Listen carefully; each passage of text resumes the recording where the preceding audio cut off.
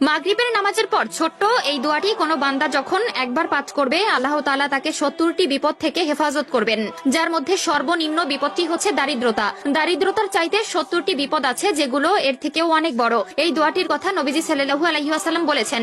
তিনি বলেন, কোনো বান্দা যখন বিপদের মধ্যে পড়বে, মুসনাদে আহমদের বর্ণনায় এসেছে, কোনো বান্দা যখন বিপদের মধ্যে পড়বে তখন যদি বিপদে পড়ার পর সে এই দোয়াটি পড়বে, পড়ার সাথে সাথে আল্লাহ তাআলা তার প্রতি ধেয়ে আসা ৭০টি বিপদ থেকে তাকে রক্ষা করবে। কাজেই ভিডিওটি মোটেই এড়িয়ে যাবেন না। আমাদের মধ্যে এমন অনেকে আছে যাদের বিপদ পিছু ছাড়ে না, সব সময় দুর্ঘটনা, অনটন এবং দারিদ্রতা লেগেই থাকে। কোনো কিছুতেই যেন তাদের সংসারে উন্নতি আসে না। কিন্তু ছোট্ট এই একটি দোয়ার মাধ্যমে সেই ঘরটি হয়ে উঠবে একটি ফুল বাগিচার মতো সুন্দর রূপে। প্রিয় দর্শক, অবশ্যই ভিডিওটি শেয়ার করে দিবেন সকল মুসলিম ভাই বোনদের মধ্যে, যারা এই ছোট্ট আমলটি করে নিজেদের জীবনকে আরো সুন্দরময় করে তুলতে পারবে। হতে পারে আপনার একটি মাত্র শেয়ারে যদি কেউ উক্ত আমলটি শেখে এবং নিজ জীবনে কায়েম করে, তবে শুধু সে নয়, তার উপকার পাবেন আপনিও। কাজেই ভিডিওটি শেয়ার করে দিবেন। মাগরিবের নামাজের পর ছোট্ট এই আমলটি এতটা মারাত্মকভাবে আমাদের জীবনে প্রভাব ফেলে তা হয়তো অনেকেরই অজানা।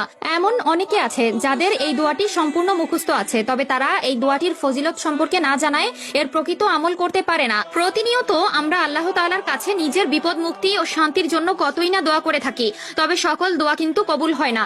কিন্তু ছোট্ট এই দোয়াটি এত পরিমাণ শক্তিশালী, কেউ যদি চলতি পথে এই দোয়াটি পবিত্র অবস্থায় নেক মনে আল্লাহর স্মরণে একবার পাঠ করে, তবে সেই বান্দার আমল নামায় ৭০ লাখ নেকি জমা করা হবে এবং বান্দার করা ৭০ লাখ গুনাহ মাফ করা হবে। দোয়াটি হচ্ছে লা ইলাহা ইল্লাল্লাহু ওয়াহদাহু লা শারীকা লাহু লাহুল মুলকু ওয়া লাহুল হামদ ওয়া হুয়া আলা কুল্লি শাইইন কদির।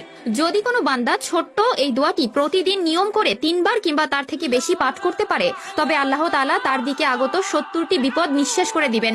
উক্ত দোয়াটিতে মহান রাব্বুল আলামিনের প্রশংসা করা হয়েছে, যে দোয়াটি বিভিন্ন হাদিসের মধ্যে উল্লেখিত আছে, যেখানে এটি পড়ার মাধ্যমে অনেক সওয়াব পাওয়া যায়, গুনাহ মাফ হয়। তুমি যদি জান্নাত লাভ করতে চাও ও শয়তানের অনিষ্ট থেকে নিজের নিরাপত্তা লাভ করতে চাও, তাহলে এই দোয়াটি পাঠ করো। এছাড়াও প্রিয় নবী সাল্লাল্লাহু আলাইহি ওয়াসাল্লাম বলেছেন, যে ব্যক্তি সকালে ১০ বার এবং সন্ধ্যায় ১০ বার এই দোয়াটি পাঠ করবে, সেই ব্যক্তি কিয়ামতের দিন সর্বশ্রেষ্ঠ আলেমকারীদের অন্তর্ভুক্ত হবে। তিরমিজি শরীফ ৩৪৭১।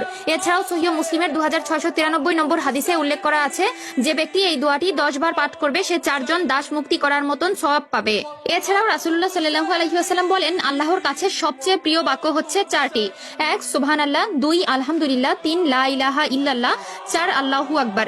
কাজেই উক্ত দোয়াটি যাদের আগে থেকেই মুখস্থ ছিল, তারা অবশ্যই একবার আলহামদুলিল্লাহ কমেন্ট করবেন। আল্লাহ তাআলা সকলকে নেক বুদ্ধি ও উক্ত দোয়াটি প্রতিনিয়ত পাঠ করার তৌফিক দান করুক, আমিন।